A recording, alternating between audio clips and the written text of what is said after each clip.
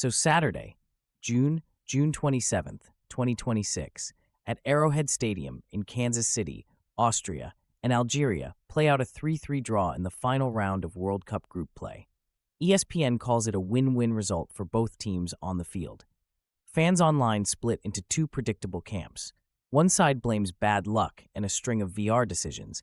The other side points to everything Iran's tournament had to deal with off the pitch: the travel restrictions, the visa denials, the quick exits after every match, and almost everyone on both sides is looking at the wrong number.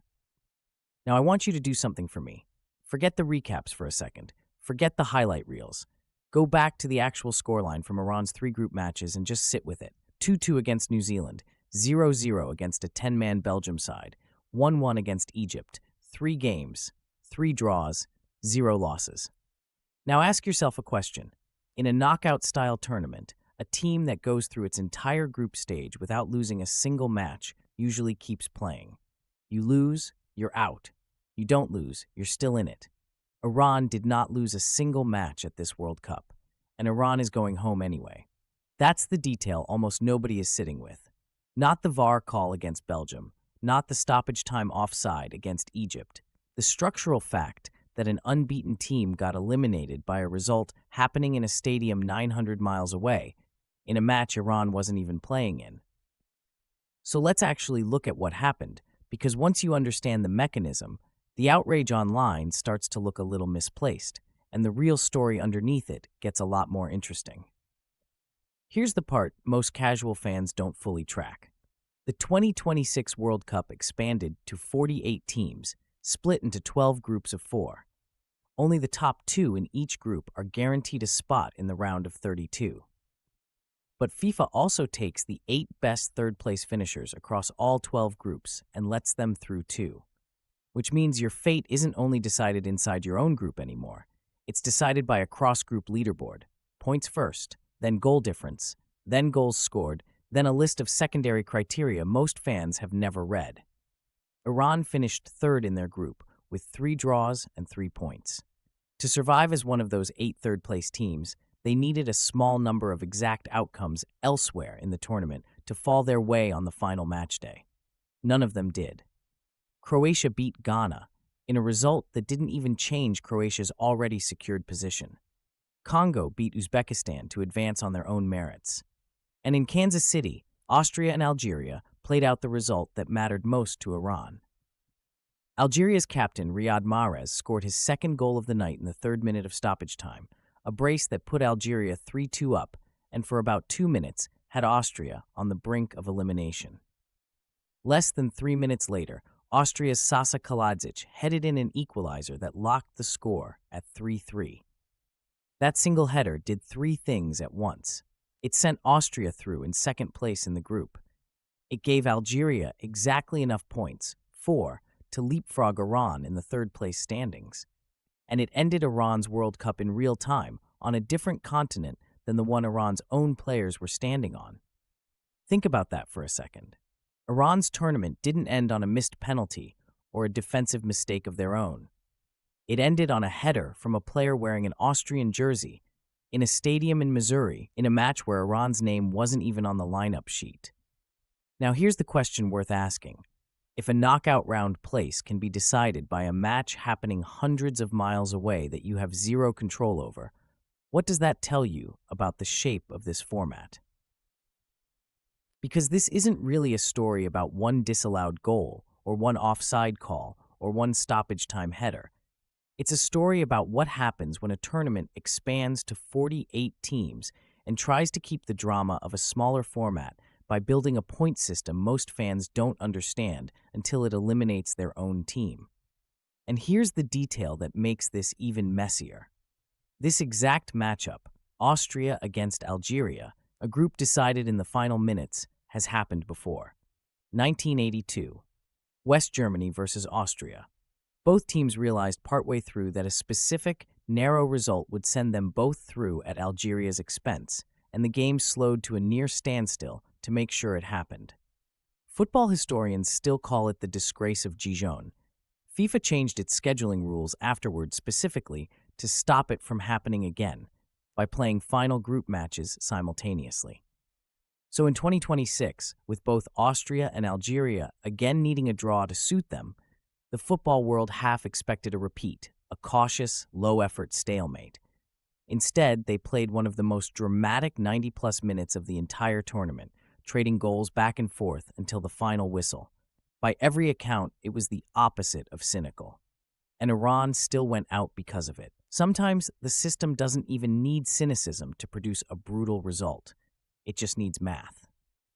Now I want to pull back further, because Iran's elimination doesn't exist in a vacuum, and ignoring the context around it misses half the story. This is Iran's 6th World Cup appearance. In the previous 5, they had never advanced past the group stage. This year, with 3 draws and 0 losses, they came closer than ever before and still didn't break through. This run also happened while Tehran and Washington were in the middle of negotiations to formally end hostilities from a conflict that began earlier this year. That backdrop followed Iran's players and staff through the tournament. Head coach Amir Galanoy and several players raised concerns publicly about travel restrictions, visa denials for support staff, and having to leave the United States quickly after every match they played. American officials said those restrictions were known and communicated before the tournament started. Whatever side of that you land on, here's what isn't in dispute. Iran played all 3 group games carrying that weight and still didn't lose once.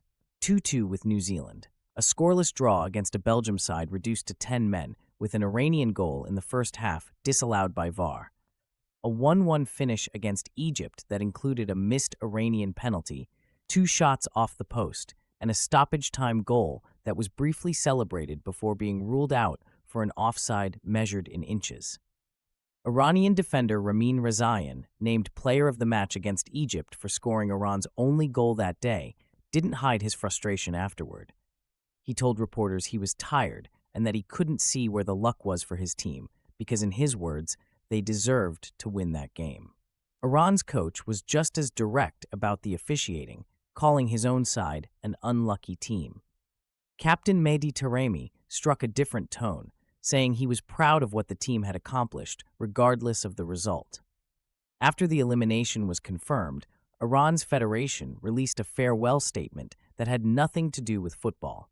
It thanked the people of Mexico, specifically the city of Tijuana, where the team was based for part of the tournament, saying leaving Tijuana was, in their words, truly difficult for all of them. That's the full picture. A team that drew every game it played, got eliminated by a result happening somewhere else entirely, dealt with real off-pitch friction the whole way through, and still left with a gracious goodbye instead of a complaint about the system that sent them home. Now, let me make the other case, because you should always think this through for yourself instead of just nodding along with me. Here's the strongest argument against feeling sorry for Iran in this. They drew every single match. 3 draws means 3 results where they failed to find a winning goal against opponents they were, on paper, capable of beating. Iran had a real chance against 10-man Belgium and couldn't convert it into 3 points. A missed penalty against Egypt is on nobody but Iran. The tiebreaker rules were published well before the tournament started. Every team, including Iran, knew exactly how the 8 third-place spots would be calculated. Algeria earned their 4 points.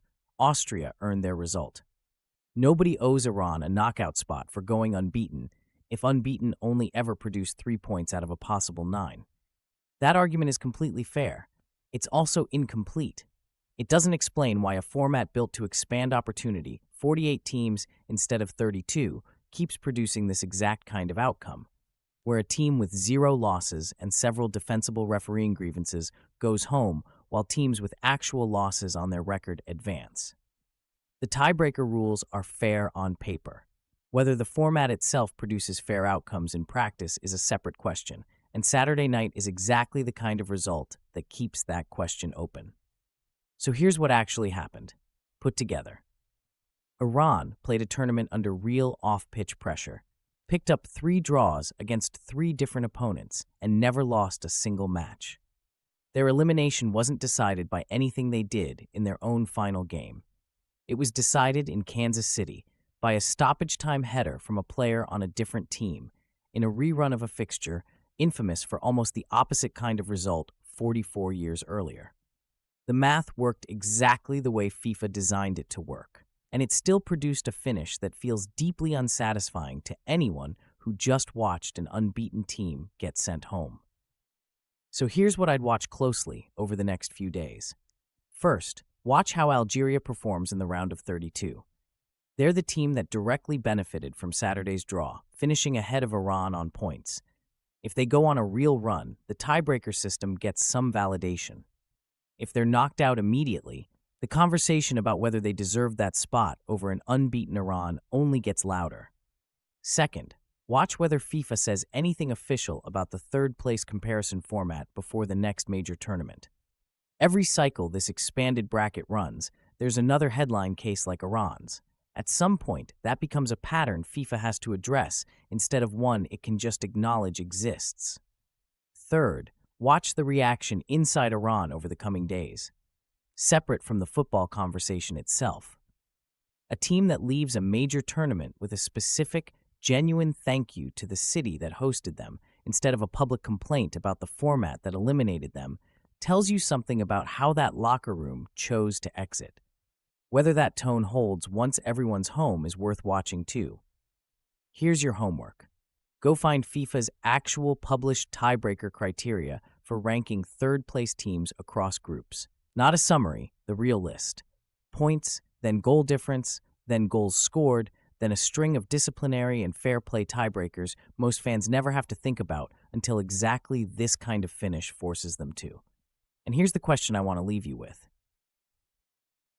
If an unbeaten team can be mathematically eliminated by a match it never played in, decided by a header in a stadium 900 miles away, is the real story here bad luck?